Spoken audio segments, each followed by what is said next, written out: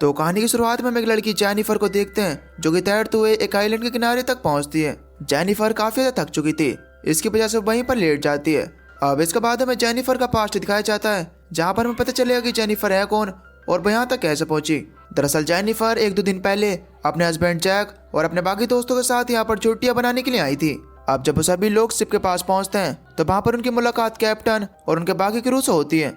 अब इसके बाद जेनिफर की जो दूसरी दोस्त होती हैं उनकी मुलाकात वहाँ पर एक वर्कर जिसका नाम मैनुअल होता है उनसे होती है। वो दोनों मैनुअल को देखकर काफी ज्यादा इंप्रेस हो जाती हैं। मैनुअल इसी शिप में काम करता है, इसकी वजह से वो उन पर ज्यादा ध्यान नहीं देता और अपना काम करने में लग जाता है। खैर अब इसके बाद जेनिफर, जैक और उसके बाकी दोस्त शिप में बैठकर मजे करने के लिए निकल जाते हैं। इस शिप के अंदर हम देख पाते हैं कि मैनुअल भी बर्गर के तौर पर यहाँ पर आया हुआ है। जैक मैनुअल को अपने पास बुलाकर उससे कुछ सवाल जवाब पूछता है, जिसका मैनुअल बहुत ही अच्छी तरीके से जवाब देता है। लेकिन जैक मैनुअल से अच्छी तरीके से बातें नहीं कर रहा था। उसे देखकर ऐसा लग रहा था कि वो मैनुअल को बिल्कुल भी पसंद नहीं करता।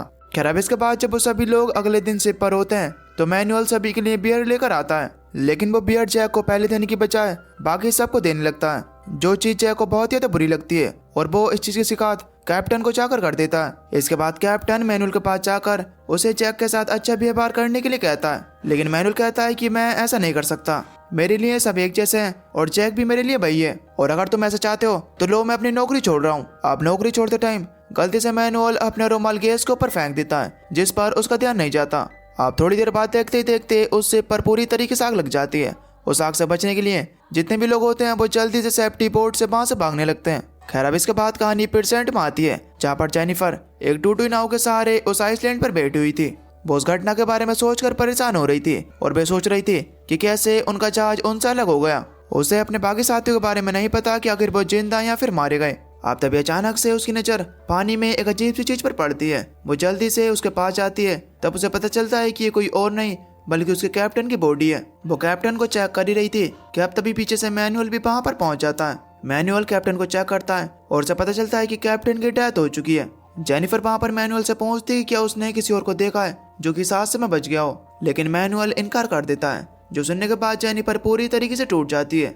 अब जेनिफर और मैनुअल दोनों ही इस पूरे आइलैंड पर अकेले हैं और उन्हें पता है कि इस आइलैंड पर उन्हें बचाने के लिए कोई भी नहीं आएगा, इसलिए वो दोनों मिलकर एक शेल्टर बनाते हैं और साथ में रहने लगते हैं। अब इन दोनों को खाने पीने के लिए कुछ चीजें चाहिए थी, इसलिए खाने का इंतजाम तो इन्हें मछली खाकर हो जाता है, लेकिन पीने के लिए दोनों बारिश का पानी या फिर नारियल का यूज किया करते थे। रात को सोते टाइम बहुत ही ठंड लग रही थी, तो इसकी वजह से दोनों एक दूसरे के साथ सोते हैं। खैर अब इसके बाद अगले दिन जब मैनुअल मछली पकड़ने के लिए जा रहा था तो तभी जेनिफर उसके पास आती है और उससे दोस्ती करने के लिए कहती है, जिस पर मैनुअल भी राजी हो जाता है। अब इसके बाद मैनुअल मछलियां पकड़ने के लिए पानी के बीचों बीच जाता है। अब जब बाहर निकलकर एक चट्टान के पास पहुंचता है तो वहां पर उसे जैक पड़ा हुआ दिखाई देता है। मैनुअल जैक को अपने साथ उस जगह पर ले जाता है जहाँ पर ये दोनों रह रहे थे। वहाँ पर जब जेनिफर जैक को देखती है तो वो जैक को देखकर बहुत ही ज्यादा खुश होती है और वो दौड़ के जाकर उसे गले लगा लेती है। जैक देखता है कि मैनुअल के साथ जेनिफर बहुत ज्यादा खुश है और मैनुअल उसके साथ बहुत ज्यादा वक्त बिता रहा है। ये देखकर जैक को बहुत ज्यादा बुरा लगता है। खैर अब इसके बाद जब वो लौटते हैं तो वो देखते हैं कि जैक ने वहाँ पर आग जलाई हुई है।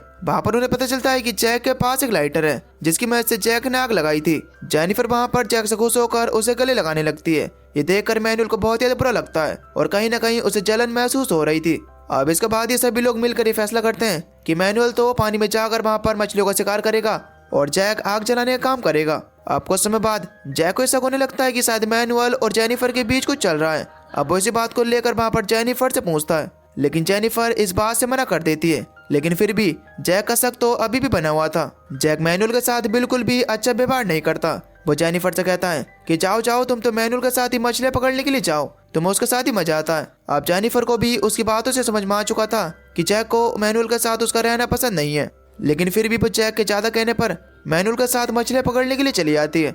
अब जब कुछ देर बाद वो दोनों मछलियां पकड़कर वापस आते हैं तो वहाँ पर वो देखते हैं कि जैक ने उन दोनों के टेंट अलग अलग कर दिए हैं। उसने मैनुअल का टेंट अलग कर दिया है और अपना और जेनिफर का अलग। जब मैनुअल उससे इस बारे में पूछता है तो जैक उससे कहता है कि अब हम साथ नहीं रह सकते, ये मेरी मर्जी है कि हम दोनों अलग रहें। इसके बाद जेनिफर वहाँ पर जैक से पूछती है कि तुमने ऐसा क्यों किया। तब जैक वहाँ पर एक बार फिर से उसके और मैनुअल के रिश्ते के बारे में उससे पूछता है, लेकिन जेनिफर गुस्से में वहाँ से चली आती है। खैर अब थोड़ी देर बाद जब लोग खाना खा रहे होते हैं तो वहाँ पर जैक मैनुअल से उसके और जेनिफर के रिश्ते के बारे में पूछता है और वो उससे जेनिफर से दूर रहने के लिए भी कहता है। अब बस इसी बात को लेकर वहाँ पर जेनिफर और जैक के बीच बहस होना शुरू हो जाती है। जेनिफर चिल्लाते हुए उन दोनों को रोकती है और जैक से कहती है कि चलो ठीक है, अब हम अलग रहेंगे और अलग अलग ही खाना बनाएंगे। अगर तुम्हें मैनुअल के साथ खाना भी पसंद नहीं है तो ठीक है।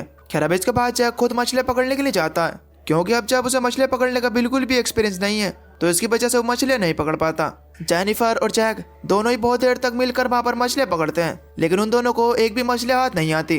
तब जैक वहाँ पर जेनिफर से कहता है कि मैं दूसरे कोने पर चट्टान पर जाकर वहाँ पर मछलियाँ पकड़ता हूँ, तुम तब तक वापस जाओ। अब जब जेनिफर वापस आती है तो वहाँ पर वो देख पाते कि मैनुअल बैठ कर खाना खा रहा है। जेनिफर बहुत ही भूखी थी, उसे ऐसा देखकर वहाँ पर मैनुअल उसे खाना ऑफर करता है, लेकिन जेनिफर जैक के डर से उससे मना कर देती है। मैनुअल से कहता है कि मैं जैक को इस बारे में कुछ भी नहीं बताऊंगा, अगर तुम्हें भूख लगी है तो तुम मेरे साथ खाना खा सकती हो। इसके बाद मैनुअल जेनिफर को वहाँ पर खाने के लिए मछलियाँ देता है और जेनिफर भी उसके साथ बैठकर मछलियाँ खाती है। अब जैक के आने से पहले जेनिफर अपने टेंट में वापस चली आती है। अब टेंट में जाने से पहले वहाँ पर जेनिफर मैनुअल को एक किस भी करती है, जो कि मैनुअल को बहुत ही ज्यादा पसंद आता है। खैर अब इसके थोड़ी देर बाद जैक अपने टेंट पर वापस आता है, लेकिन अभी भी उसके हाथ खाने के तौर पर कुछ भी मछलियाँ नहीं लगी थी।